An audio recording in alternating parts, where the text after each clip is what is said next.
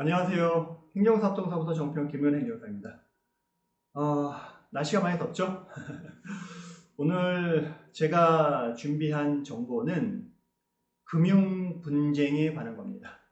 금융 분쟁이 발생하게 되게 되면 금융에 관련된 내용을 이제 지휘 감독을 하는 금융감독위원회에 분쟁조정위원회가 있습니다. 여기서 금융 분쟁이라고 하면 보험, 은행, 증권에 관한 분쟁입니다.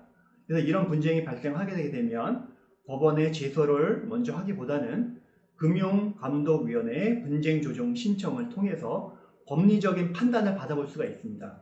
그렇기 위해서는 먼저 선행 조건이 사건을 정확하게 분석을 하고 분쟁조정 신청서, 법원으로 말하면 소장이 되겠습니다. 분쟁조정 신청서를 법리적인 요건에 따라서 잘 작성을 해서 제출하는 부분이 가장 중요한 부분인데요. 한 예를 들면 이제 보험을 예를 들게요. 얼마 전에도 이제 제가 수임한 사건인데 차량에 탑승한 상태에서 뒤에 인부가 서 있었는데 내리는 순간 그 차량이 뒤로 밀리면서 그분이 상해가 발생한 사건인데 보험회사에서는 이게 운전 중에 발생한 사고가 아니라고 해서 보험금 지급을 안 한 사건들이 있었거든요. 그래서 이 부분은 제가 이거 탑승 중이다. 수동 차량이기 때문에 브레이크를 밟고 하다게 되면 갑자기 뒤로 밀리는 부분이 있어서 문이 열려 있는 상태에서 순식간에 내려서 그거를 조치를 했기 때문에 그런 거지 탑승 중에 발생된 사건이다라는 부분을 좀 엄밀하게 따져서 그분한테 3,500만 원 정도인가를 해서 보험금이 지급할 수 있도록 만들어준 사건이 있었거든요. 그래서 예를 들어서 이런 사건과 마찬가지로 보험이든 뭐 손해보험이든 생명보험이든 보험사에다가 보험금 청구를 했음에도 불구하고 보험금을 지급을 안 해주는 경우라든가 약관의 해석이라든가 법리적인 부분의 해석에 어떤 견해 차이나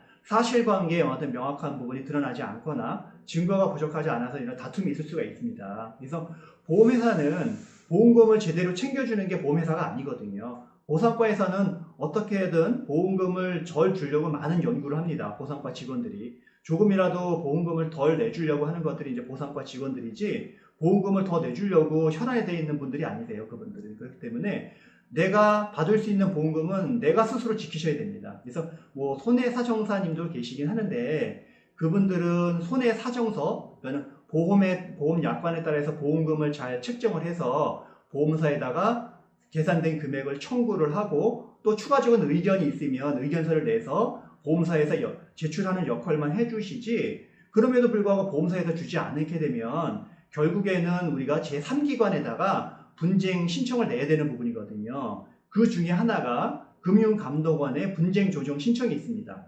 또 하나 기관도 있는데 그건 바로 소비자보호법에 따라서 소비자분쟁조정위원회에다가 보험 분쟁을 같이 제기하셔도 됩니다. 그래서 저희 행정사들은 행정기관에 이렇게 분쟁이 발생하는 부분, 특히 보험 같은 경우에 문제가 있으면 제3기관인 금융분쟁조정 신청을 금감원에 제기를 하다든가 아니면 소비자보호원에 설치되어 있는 한국 소비자분쟁조정위원회에다 조정 신청을 한다든가 할 수 있고요. 여기 분쟁조정 신청은 법원 같이 신청서를 제출하게 되게 되면 사건이 진행이 됩니다. 그래서 진행을 해서 법리적인 판단이나 이런 부분을 받아볼 수 있는 부분이기 때문에 추후에 법원처럼 결정문이 나오는데요. 이 결정문에는 여러 가지 법원에서 판사님이 어떤 판단을 하듯이 법리적인 판단이 다 기재가 되어 있습니다. 그래서 이런 사유 때문에 보험사는 보험금을 지급하라 이렇게 판결이 나거든요. 결정이 나거든요.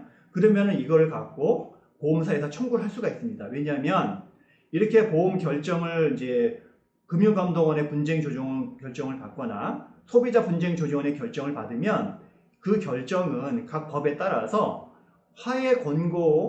확정된 화해 권고와 같은 효력이 있기 때문에 추후에 보험사가 그런 부분에서 지급을 안 해준다면 그 결정문에다가 관할 법원에 집행문을 부여받아서 강제 집행도 할 수가 있습니다. 그렇기 때문에 이런 분쟁이 발생하면 무조건 법원에 제소를 하기보다는 보험, 증권, 은행에 금융 분쟁이 발생하게 되게 되면 금융 분쟁 전문 행정사들을 찾아서 금융감독원에 분쟁 조정 신청을 하거나 아니면 소비자 보호법에 따라서 소비자 분쟁 조정위원회에다가 분쟁 조정을 신청을 하는 것들이 큰 도움이 될 것 같습니다.